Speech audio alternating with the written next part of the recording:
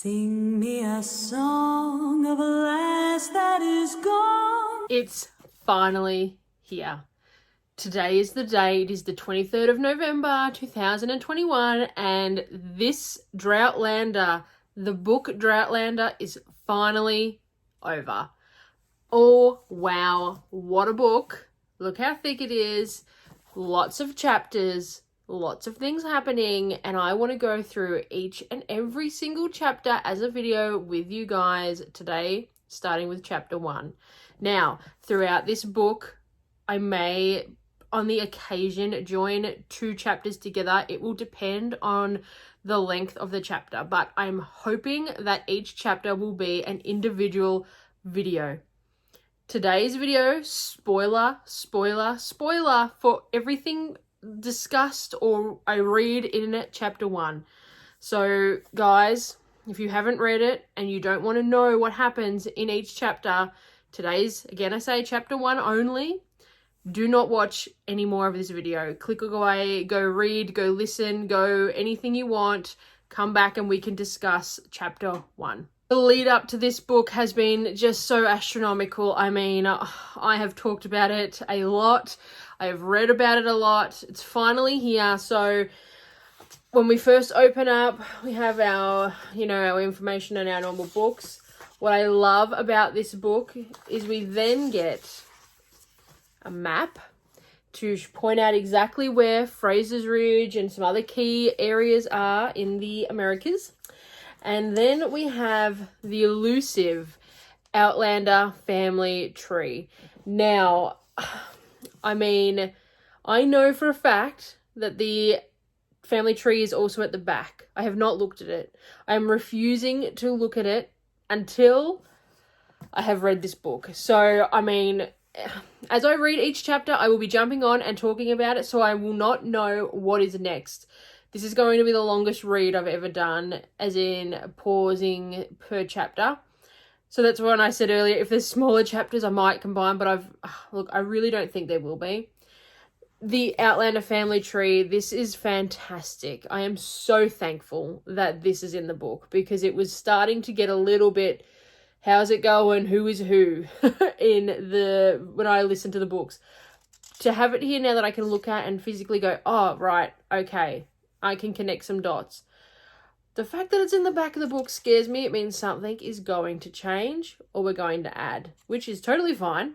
I'm all ready. But today we're going to talk about part 1, which is a swarm of bees in the carcass of a lion. That is just, it screams that this is going to be epic to me. Now, chapter 1, the Mackenzies are here, is what the chapter was called. Now, I have listened to chapter 1. I couldn't stop.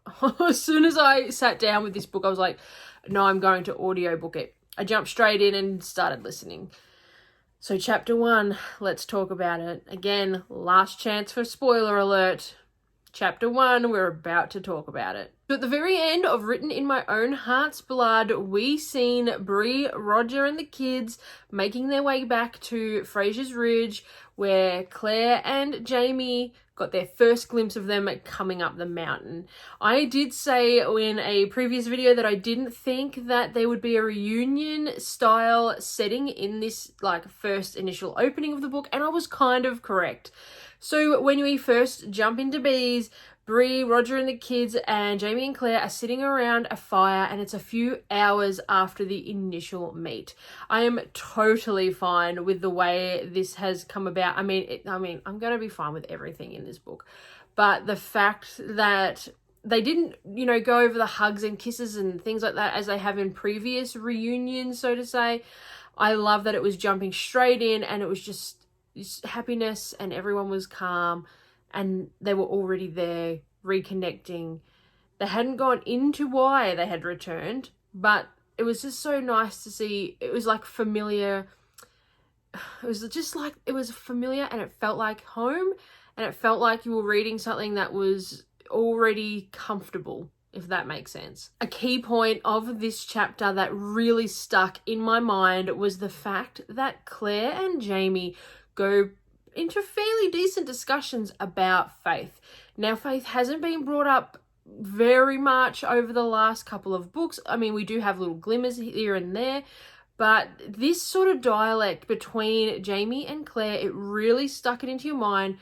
You need to remember Faith. Something about Faith is going to come up, I think, predominantly later in this book, or maybe about the way Claire was healed or something like that with Master Raymond. Something about the situation with Faith is definitely going to play out, because it was just totally dedicated to talking about Faith, which was fantastic. It was a great throwback to, you know, books 1 and 2, and it just, yeah, it really threw it in well to reconnect the past books with what we're talking about now. There was also a lot of mentioning about Jamie recovering at the Abbey. And again, in that timeline period of the books, I feel like we're going to have a lot of glimpses to the past. It's one to keep an eye on. I forgot to put at the start of this that this chapter is predominantly spoken by Claire, and she is talking as the situation is happening. It's not a memory or, you know, anything like that. It is happening as it's sort of being told. Roger does have a very cool conversation with Claire in this chapter in regards to Galus Duncan. Now, when Roger basically tells Claire he met Galus and in fact has left Buck behind in the timeline 1739, I'm pretty sure it was, with Galus, Claire was a little bit shocked, but, you know, they did both say she's a very interesting woman. I just, there's so many throwbacks to previous characters that I'm not concerned, but have we really seen the end of Galus? Have we? Who knows? One of my favourite parts about this chapter, though, was when Bree and Roger tell a very sleepy Jem that they are now home. They're all sitting around the fire, and Jem sort of wakes up to say, "Oh, where are we?" And Bree and Roger say very sternly, "We're home, and we're not leaving."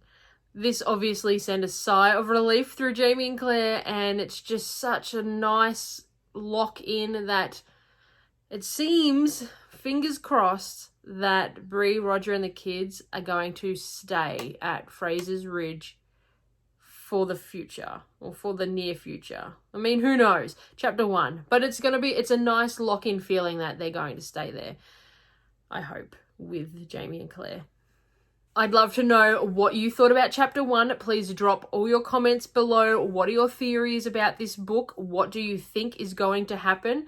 And are you reading it via audio, via book, Kindle? What has been the most popular go-to for this book? I know a lot of people at midnight were waiting up, myself included, for the audio and for the Kindle versions to drop. It's going to be a big day as I go through and read more and more and more. I'm so excited to do these videos for you guys. Please remember to hit that subscribe button and the like and share button. And like I said, we're going to do chapter by chapter, so please don't be concerned that you're going to watch a video and then go, bang, it's spoiled the ending. That will not happen on this channel, I promise. Have a great day, guys. Enjoy your reading or listening, and I'll see you right now in video number 2 for chapter 2 as I go and read it. Have a great day. Bye. Sing me a song of a lass that is gone.